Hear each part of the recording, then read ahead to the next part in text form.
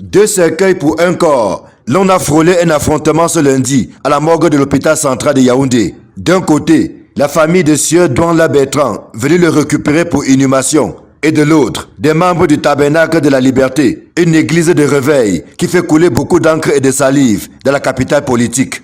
Alors qu'il avait abandonné sa famille pour rejoindre la dite église, le natif de Balachi dans les Bamboutos est tombé gravement malade. Privé de soins par l'église qu'il fréquentait avec la complicité de son épouse, il a finalement, après moult batailles, été référé à l'hôpital central de Yaoundé où il va malheureusement décéder. Déterminés à aller jusqu'au bout de leur pratique peu orthodoxe, des membres du Tabernacle de la Liberté vont se présenter à la morgue en même temps que la famille du défunt, disent-ils, pour récupérer celui qu'ils considèrent comme la propriété de Jésus-Christ. Malheureusement pour eux, il y avait du répondant en face. Et finalement, la dépouille de Bertrand Douanla a quitté Yaoundé en fin de matinée de ce lundi pour son village natal Balachi par Bouddha, où il sera inhumé.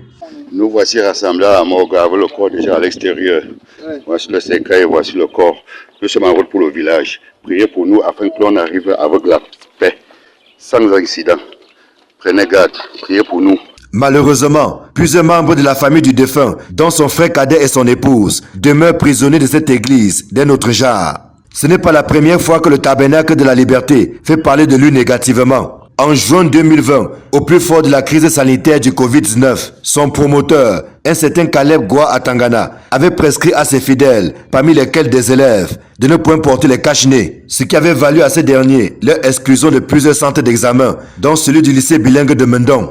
Dans la foulée, le temple qui sert de siège, situé au quartier Siméon, avait été scellé sur ordre du gouverneur de la région du centre, non sans une résistance farouche de la part des fidèles, le pasteur ayant pris la poudre d'escampette.